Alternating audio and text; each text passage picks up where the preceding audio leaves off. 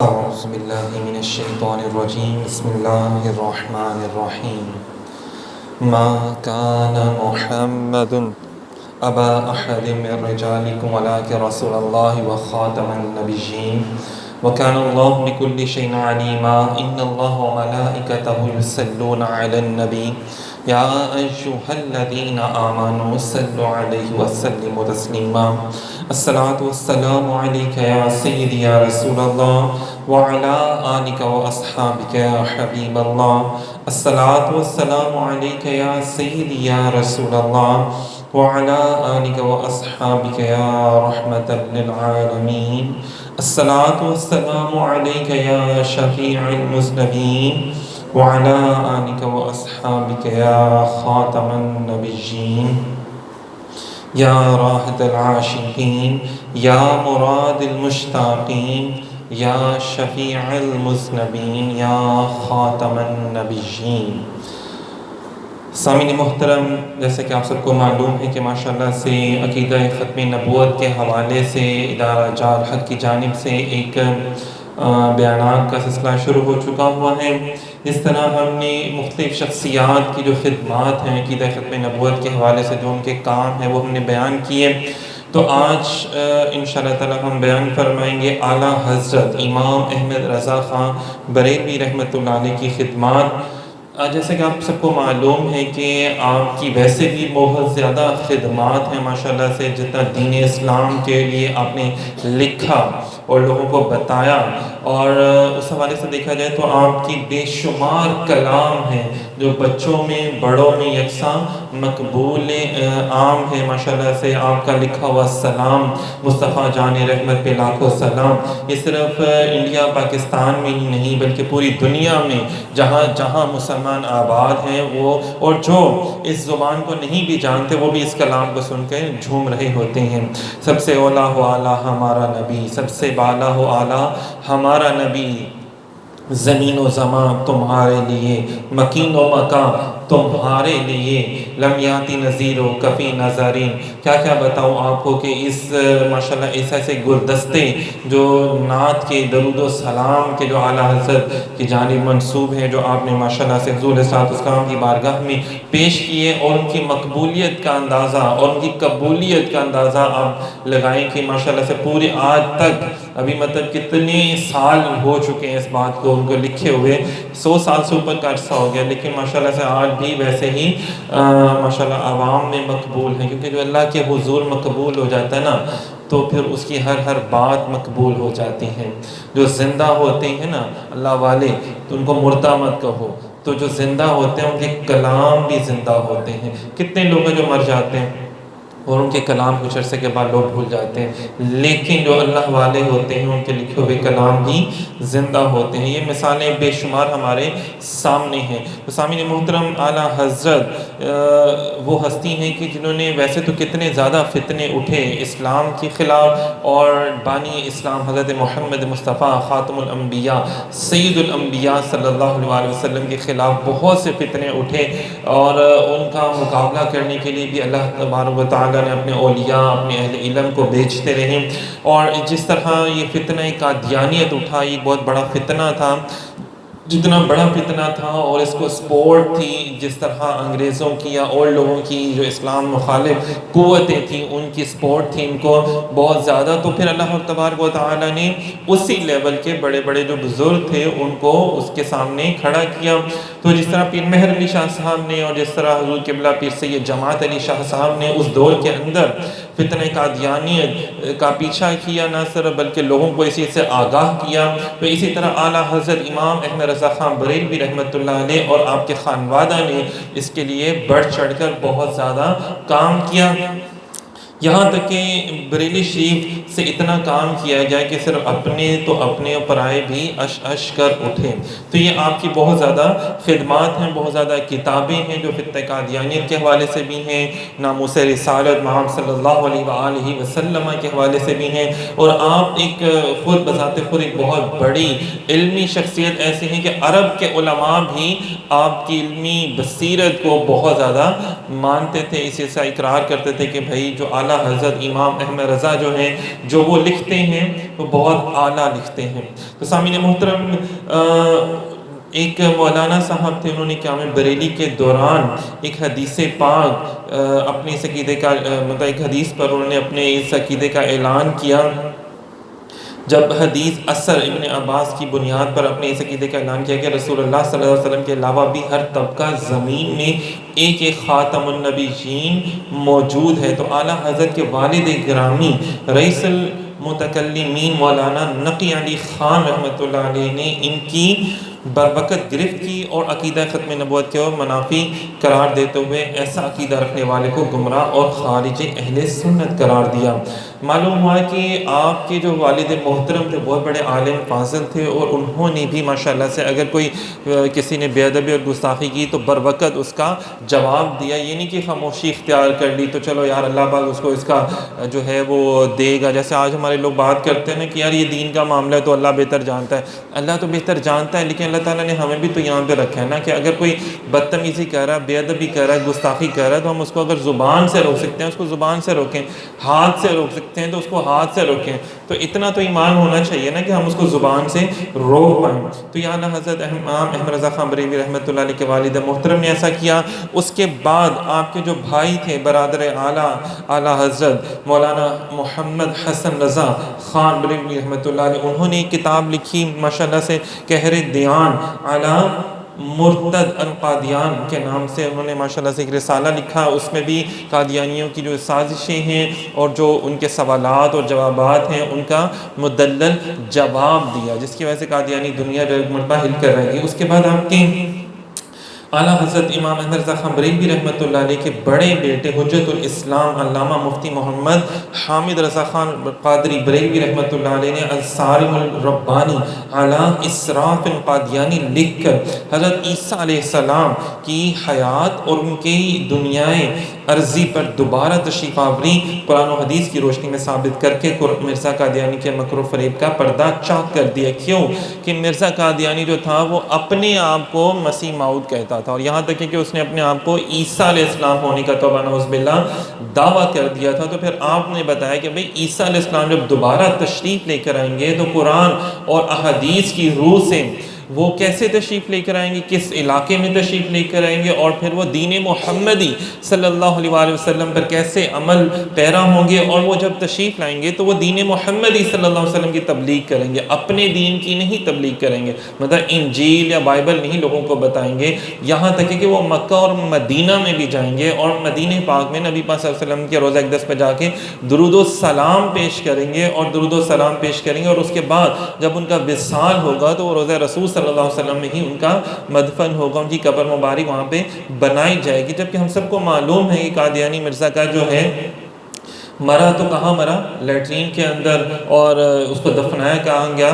قادیان میں، اس کو انڈیا کے شہر قادیان میں لے کے جا کے دفنایا گیا۔ تو یہاں پہ ان کا جو جھوٹ ہے وہ سارا عوام کے سامنے باقاعدہ بیان کیا گیا، کیونکہ اس دور میں اتنا یہ نیٹ اور یہ انٹرنیٹ، یوٹیوب، یہ سوشل میڈیا کا دور تو نہیں تھا، اسی طرح یہ ٹی وی وغیرہ بھی اتنا وہاں اس دور میں تو نہیں تھا، تو لوگوں تک بات پہنچانے کا یہی طریقہ کار تھا کہ آپ رسالے لکھتے تھے، اشتہار چھپواتے تھے، پیپرز کے ذریعے جو تھا وہ یا اعلان کیے جاتے تھے، مساجد میں جا کے لوگوں کو بتایا جاتا تھا، تو اس دور میں لوگ اس انداز میں کام کیا کرتے تھے۔ تو یہ اس دور کا سب سے بڑا ایک سمجھ لیں کہ ایک ذریعہ تھا لوگوں تک پیغام پہنچانے کا۔ تو یہ آپ سرکار کے ماشاءاللہ سے بیٹے نے بھی یہ بہت بڑا کام کیا۔ اسی طرح امام احمد رضا خان بریلوی رحمۃ اللہ علیہ نے جزا اللہ عدوہ ختم النبوت کے حوالے سے لکھ کر ختم نبوت کے مطلب ایمانی پر 120 اور منکرین ختم نبوت پر 30 نصوص کے تازیانے برسائے۔ اس پر عرب و عجم کے علماء کرام کی تصدیقات ہیں، مطلب کہ آپ نے باقاعدہ ایک رسالہ لکھا اور اس کے اندر 120 معنی بیان کیے ایمان کے اور خاتم النبیین کے، یہ جو لوگ کہتے ہیں نا کہ نہیں جی خاتم کا مطلب تو جی مہر لگانا ہے، یا خاتم کا مطلب تو کچھ اور ہے یا کچھ اور ہے، تو نہیں، بلکہ انہوں نے اس کے کیونکہ ماشاءاللہ سے اللہ رب العزت نے آپ کو علم الکلام پہ عبور عطا فرمایا تھا، علم منطق پر عبور عطا فرمایا تھا، علم حروف پر آپ کو اللہ رب العزت نے عبور عطا فرمایا تھا، تو اس لیے آپ نے یہ تمام لکھا جس پر عرب و عجم کے تمام علماء کرام نے اس کی تصدیق کی۔ پھر اس کے بعد آپ نے السو والعقاب علی المسیح الکذاب لکھ کر 10 وجوہات بیان کی کہ دجال قادیانی جو ہے اس کا کفر کیسے ہے، اور یہ لوگ دین اسلام سے خارج کیسے ہیں، اور ان کے احکامات جو ہیں وہ بینہ مرتدین کے احکامات کیسے ہیں، تو یہ ساری چیزیں انہوں نے بیان کی۔ اس کے بعد آپ نے سیف اللہ المسلول جو تھا ایک کتاب تھی، اس کے اوپر آپ نے باقاعدہ نہایت عالمانہ انداز میں ان کا حوالہ لکھا اور اس کا ترجمہ لکھا۔ تاج الشریعہ علامہ مفتی محمد اختر رضا خان الازہری البریلوی رحمۃ اللہ علیہ قلم سے شائع ہو چکا ہے۔ مطلب انہوں نے صاف صاف اس میں لکھا بیان کیا ہے کہ مرزا ان جھوٹے دجالوں میں سے ہے جن کے خروج کی خبر صادق مصدوق نبی صلی اللہ علیہ وآلہ وسلم نے دی۔ دجال مرزا قادیانی اس زمانے میں جو ہے موجودہ پنجاب، جو انڈیا میں پنجاب ہے، اس کے علاقہ قادیان سے نکلا، اور اس نے ملک میں اور جو لوگوں میں ایک جھوٹا عقیدہ جو ہے اس کو فروغ دیا۔ اس کے علاوہ کیا اسے کہتے ہیں، حضرت امام احمد رضا خان بریلوی رحمۃ اللہ علیہ نے اور بھی بہت سی کتابیں لکھیں، اور یہاں تک ہے کہ آپ نے باقاعدہ کل جماعتیں رضائے مصطفیٰ کی بنیاد رکھی۔ اس جماعت کا کیا کام تھا کہ یہ لوگوں کو جگہ جگہ جا کے باقاعدہ لوگوں کو بتاتے تھے فتنہ قادیانیت کے متعلق، اور جو اس حوالے سے باقاعدہ کتابیں لکھی جاتی تھی ان کی اشاعت کرتے تھے، ان کو چھپوا کر لوگوں میں بانٹتے تھے، اور صرف یہی نہیں بلکہ جو قادیانیوں کی طرف سے کتابیں لکھی جاتی تھیں ان کتابوں کے ریفرنس بھی دیتے تھے ساتھ ساتھ۔ تو اسی طرح یہ کتابیں جو تھیں وہ لکھی جاتی تھیں۔ پھر آپ کے قلم سے ایک اور کتاب لکھی گئی باب العقائد والکلام المعروف، گمراہی کے جھوٹے خدا کے نام سے، یہ آپ نے ایک رسالہ لکھا۔ اس میں آپ نے مختلف فرقوں کے حوالے سے بیان کیا، اور اس میں آپ نے قادیانی کے جھوٹے خدا کی بھی کلی کھول دی ہے کہ قادیانی ایسے کو خدا مانتے ہیں، توبہ نعوذ باللہ، مطلب ان کا خدا کا نام بھی انہوں نے پتہ نہیں عجیب سا ہی رکھا ہوا تھا۔ تو اسی طرح بے شمار کتابیں جو ہیں وہ آپ نے لکھی۔ آپ کی ایک مشہور کتاب ہے المبین خاتم النبیین سامنے، جس میں آپ نے ثابت کیا کہ مشہور آیت ختم نبوت کے جو معنی ہے وہ کیسے ہیں، اور ہر قسم کی نبوت یہ خاتم ہمارے آقا و مولا حضرت محمد صلی اللہ علیہ وآلہ وسلم ہے۔ آپ کے بعد کوئی بھی نبوت کا دعویٰ کرے تو وہ سچا نہیں ہوگا، وہ جھوٹا ہی ہوگا۔ یہاں تک ہے کہ جب آپ کا وصال ہوا تو آپ کا آخری جو کلمی جہاد تھا وہ بھی ختم نبوت کے حوالے سے تھا۔ تو ماشاءاللہ سے دیکھا جائے تو آپ کی ساری زندگی عقیدہ ختم نبوت، نبی پاک صلی اللہ علیہ وسلم کے ادب کے حوالے سے، حضور علیہ السلام کے فضائل کے حوالے سے، آپ صلی اللہ علیہ وسلم کے شمائل خصائل کے حوالے سے بیان کرتے ہوئے گزری۔ مطلب یہ عاشق رسول ہیں بہت بڑے۔ اچھا سامعین محترم، اب ان کے جو ماشاءاللہ فتاوی ہیں، آپ کے چند فتاوی کا مختصر سا چند ایک پوائنٹس جو ہے وہ میں آپ کی گوش گزار کرتا چلوں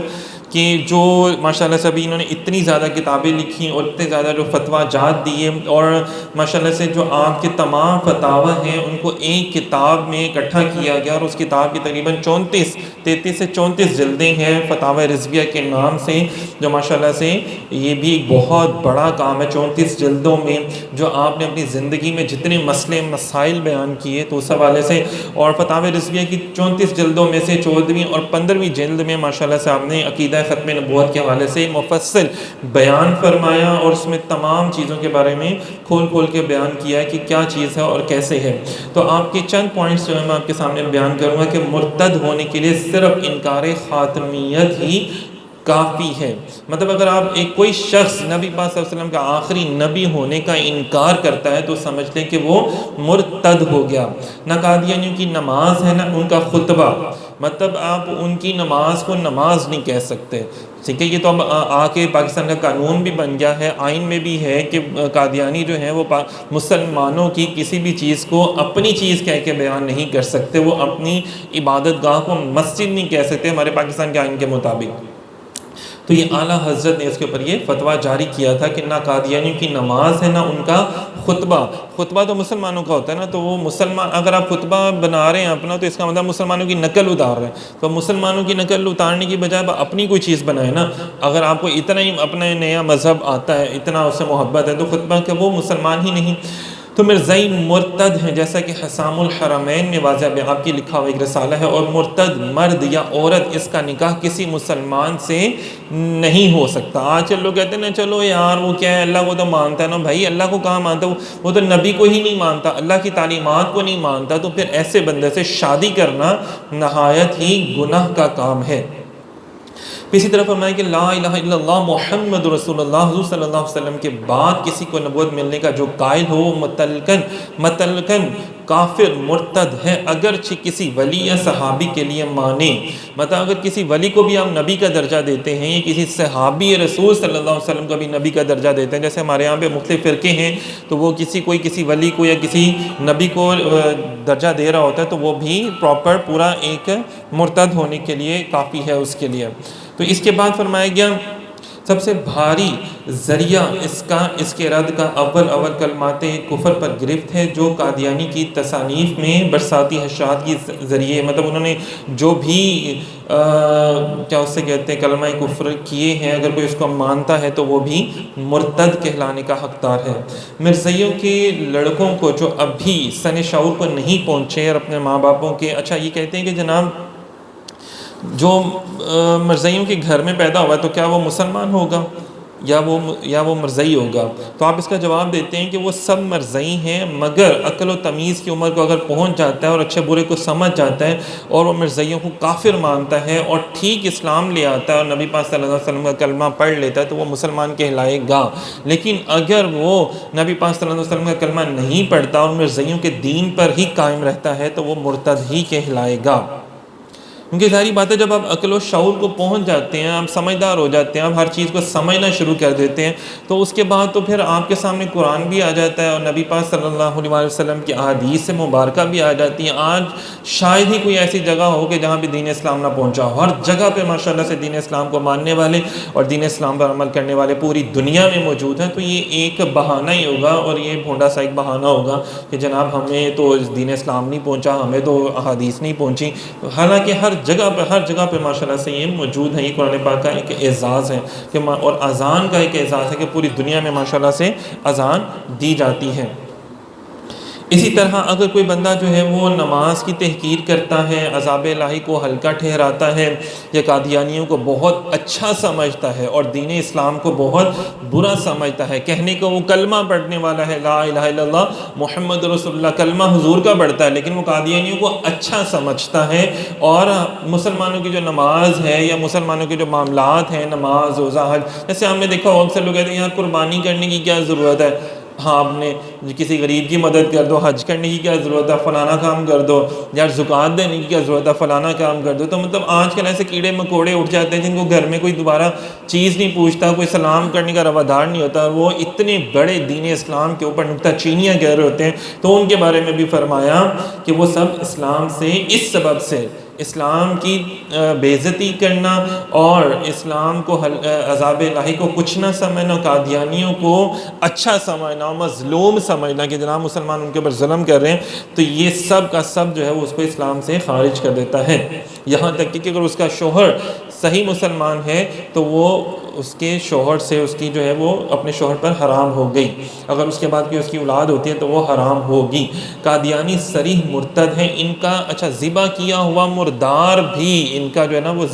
ذبح کیا ہوا جانور بھی مردہ کہلائے گا۔ یہ بڑی بات ہے، اکثر لوگ کہتے ہیں یار فلاں قادیانی انہوں نے ہمارے گھر گوشت بھیجا بقر عید پہ، یار وہ ہماری بقر عید کو ہی نہیں مانتے، ہمارے نبی کو ہی نہیں مانتے، اور نبی کا ہی حکم ہے نا بقر عید کا، تو جب وہ ہمارے نبی کو نہیں مانتے تو ان کی ذبیح جو ہے، ان کا ذبیح مطلب کیا ہے، قربانی کرنا بھی اللہ کے ہاں قبول نہیں ہے۔ اللہ کے ہاں قبول اسی کی قربانی ہے جو نبی پاک صلی اللہ علیہ وسلم کو اللہ کا آخری نبی مانتا ہے، محبوب مانتا ہے، صرف اس کی قربانی قبول ہے، اور اگر کوئی اور قربانی کرتا ہے تو وہ مردار کے زمرے میں آئے گی، اور آپ کو پتہ ہے مردار کھانا ہمارے اوپر حرام ہے۔ اچھا آپ فرماتے ہیں کہ قادیانی مرتد ہیں، ان کے ہاتھ نہ کچھ بیچا جائے نہ ان سے خریدا جائے، ان سے بات ہی کرنے کی اجازت نہیں۔ نبی پاک صلی اللہ علیہ وسلم فرماتے ہیں ان سے دور بھاگو، انہیں اپنے سے دور رکھو۔ نبی پاک صلی اللہ علیہ وسلم نے اس دور میں جو فتنے تھے، جو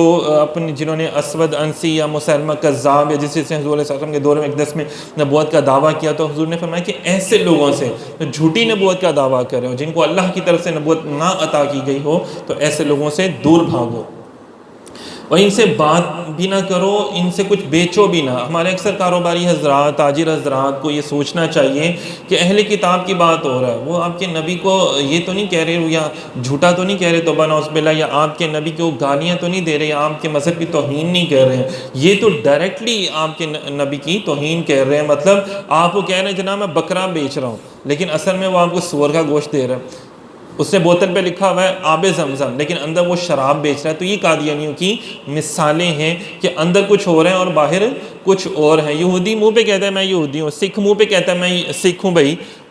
اسی طرح ہندو بھی منہ پہ کہتا ہے کہ میں ہندو ہوں، مجھے کوئی شک نہیں ہے اپنے ہندو ہونے پہ، میں عیسائی ہوں، مجھے کوئی شک نہیں ہے۔ لیکن قادیانی ایسے نہیں کہتے، قادیانی منہ پہ تو اپنے آپ کو کہتے ہیں جی نا ہم بھی تو مسلمان ہیں، ہم بھی تو نبی کو مانتے ہیں، تو ہم بھی تو وہی قرآن مانتے ہیں۔ اگر وہی قرآن مانتے تو اس قرآن پاک میں اللہ تعالیٰ نے کتنی آیات نازل فرمائی ہیں، اندازہ کریں، تو اس کو قرآنی آیات ماشاءاللہ سے نازل فرمائی ہیں اور اس میں بیان کیا گیا۔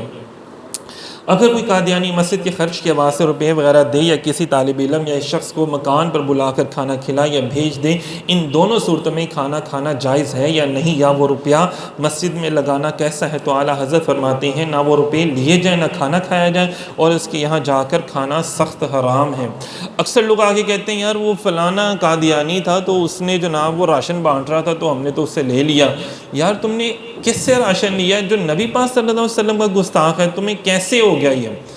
تمہیں کیسے تم نے منظور کر لیا کہ جو میرے آقا کا گستاخ ہے، جو آقا کے، جو اللہ تبارک و تعالیٰ کی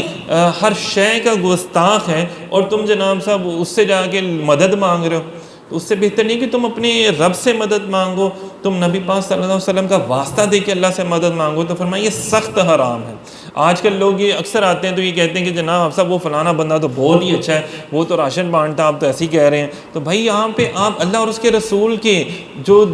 دل جو ہے، اللہ کے رسول کا دل دکھا رہے ہیں آپ، کہ جو حضور کا دشمن ہے آپ اس کے ساتھ جا کے بیٹھ رہے ہیں۔ یہ تو وہی بات ہو گئی نا جنہوں نے مسجد زرار بنائی تھی وہ مسلمان، لیکن مسلمانوں کے دشمنوں کے ساتھ بیٹھ کے وہ کیا اسے کہتے تھے،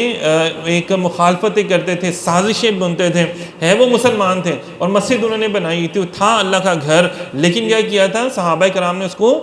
جلا دیا تھا، اور اللہ تبارک و تعالیٰ نے حکم فرمایا تھا محبوب آپ اس مسجد میں نماز نہ پڑھیں، کیوں کہ آپ کے خلاف اس میں سازشیں کی جاتی ہیں، وہ میرا گھر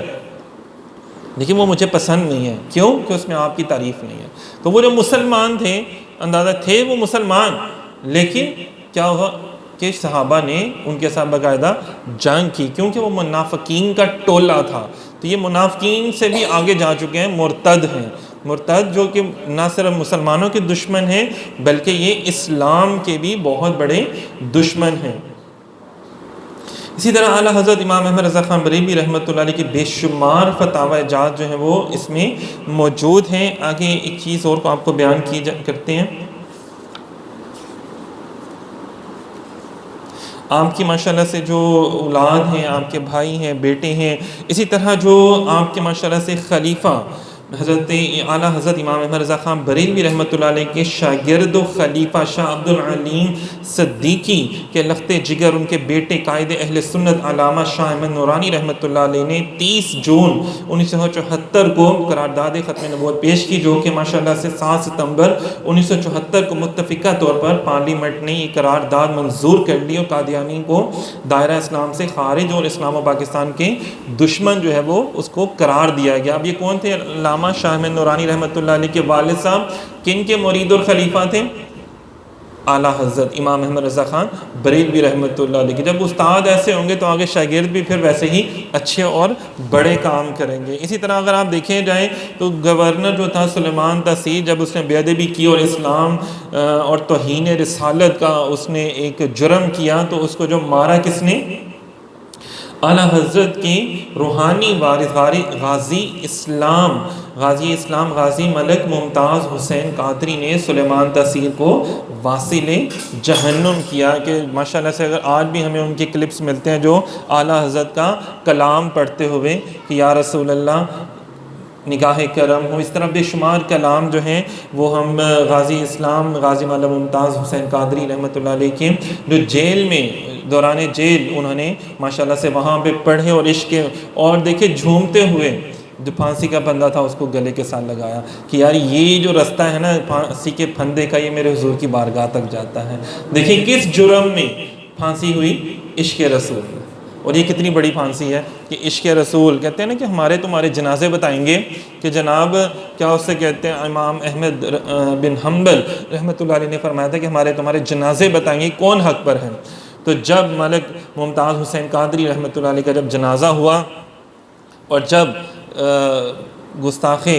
رسول صلی اللہ علیہ وسلم کا جنازہ ہوا، گورنر سلیمان تحصیل کے کوئی عالم، کوئی اہل علم اس کا نماز جنازہ پڑھانے کو تیار نہیں تھا، لوگ جانے کو تیار نہیں تھے کہ ہم نے جناب گستاخ رسول کا جنازہ نہیں پڑھنا۔ تو کیا ہوا، وہاں پہ زبردستی لوگوں کو بلایا گیا، زبردستی بندوق کی نوک پہ لوگوں کو بلایا گیا کہ آؤ جنازہ پڑھو، اور کہاں پہ لاکھوں عاشقان رسول صلی اللہ علیہ وسلم جو ہے وہ خود چل کے آ رہے ہیں، ان کو کوئی لے کے نہیں آیا تھا، بسیں بھر کے نہیں لایا تھا، کوئی بریانی کی پلیٹیں کھلا کے نہیں لایا تھا، کوئی مجرے دکھا کے نہیں لایا تھا، بلکہ وہ خود عاشق رسول صلی اللہ علیہ وسلم کا نماز جنازہ پڑھنے کے لیے آئے تھے۔ اور دنیا نے دیکھا، بلکہ دنیا کفر نے بھی دیکھا، ہر لوگ، تمام دنیا نے دیکھا اس چیز کو۔ علیحدہ بات ہے کہ ہمارے اس یہودی میڈیا نے جو تھا اس کا بلیک آؤٹ کیا ہوا تھا، لیکن پوری دنیا کی میڈیا نے دیکھے کہ بڑے بڑے پروفیسر بھی، بڑے بڑے سجادگان، بڑے بڑے سادات اور بڑے بڑے پیران اعظام بھی جو غازی صاحب کے جنازے پر ادب سے کھڑے ہوئے تھے، سر جھکا کر کھڑے ہوئے تھے کہ ایسے لوگوں کا جنازہ پڑھنے سے نا آپ کی اپنی بخشش ہو جاتی ہے۔ انہوں نے تو اپنی بخشش کروا لی نا ایسا کام کر کے کہ انہوں نے حضور کے دشمن کو واصل جہنم کیا۔ اور ان لوگوں کو سوچنا چاہیے کہ جو حضور کے دشمنوں کے ساتھ بیٹھ کے کھانا کھا رہے ہوتے ہیں، ان کے ساتھ بزنس کاروبار کر رہے ہوتے ہیں، ان کے پیسوں سے پل رہے ہوتے ہیں، تو ان لوگوں کو سوچنا چاہیے کہ یار وہ کن سے دشمنی کر رہے ہیں، کہ مطلب آپ اپنے ماں باپ کے دشمنوں کے ساتھ بیٹھنا گوارا نہیں کرتے، آپ اپنے ماں باپ کے دشمنوں کے ساتھ بیٹھنا گوارا نہیں کرتے۔ آپ کی اگر کوئی سیاسی لیڈر کے بارے میں کوئی بات کرتے تو آپ اس کے گریبان پکڑ لیتے ہیں۔ تو یارو کیا ہو جاتا ہے کہ جب آپ کے نبی محترم نبی پاک صلی اللہ علیہ وسلم کے بارے میں کوئی بے ادبی کرے اور آپ کہو نہیں جی مولویاں دا کام ہے، یہ اسلام کا مسئلہ ہے، اور اسلام کا نہیں، ہم سب کا مسئلہ ہے، یہ ہم سب کا مسئلہ ہے۔ اسی طرح پھر علامہ قائد امیر المجاہدین حضرت علامہ خادم حسین رضوی رحمۃ اللہ علیہ کی قیادت میں تحریک لبیک یا رسول اللہ نے فیض آباد کے مقام پر فیصلہ کن دھرنا دیا، جس کے نتیجے میں نہ صرف ختم نبوت کی شک برقرار رکھی گئی بلکہ وزیر قانون زاہد حامد کو استعفیٰ بھی دینا پڑا۔ تو یہ دیکھیں یہ کتنی بڑی بات ہے کہ کتنے ہمارے بڑے بڑے جو لوگ ہیں، اور ابھی علامہ خادم حسین رضوی صاحب کا بھی جب انتقال ہوا تب بھی لوگوں نے دیکھا کہ لاکھوں کی تعداد میں دنیا وہاں پر موجود تھی، اور جنہوں نے تحریک لبیک یا رسول اللہ کا آغاز کیا، نہ صرف بلکہ پوری دنیا میں ان کی وجہ سے لبیک یا رسول اللہ کے نعرہ جو ہے وہ لگنا شروع ہو گیا، اور تاجدار ختم نبوت کا نعرہ لگنا شروع ہو گیا، اور منصب نبی جن فقتلوہ کا نعرہ جو ہے وہ لگنا شروع ہو گیا۔ تو سامعین محترم، یہ ہیں ہمارے اعلیٰ حضرت کہ جنہوں نے اپنی زندگی میں بہت بڑے بڑے کام کیے، لوگوں کو اسلام سے روشناس کروایا، لوگوں کو بتایا کہ صحیح اسلام کیا ہے اور ہم اسلام پر کیسے عمل کر سکتے ہیں۔ دعا کرتا ہوں اللہ رب العزت مجھے، آپ کو، ہم سب کو مل کر اپنے بڑے بزرگوں کے نقش قدم پر چلنے کی توفیق عطا فرمائے، اللہ والوں کی نسبت عطا فرمائے، اور اللہ والوں کے نقش قدم پر چلنے کی ہم سب کو توفیق عطا فرمائے۔ اگر کوئی غلطی کوتاہی ہوئی تو اللہ رب العزت سے معافی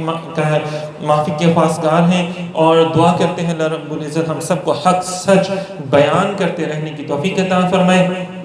اپنے پیارے نبی حضرت محمد مصطفیٰ صلی اللہ علیہ وآلہ وسلم کی سیرت پاک پر عمل پیرا ہونے کی توفیق عطا فرمائے۔ وآخر دعواہم ان الحمد للہ رب العالمین۔ بہت شکریہ، جزاک اللہ۔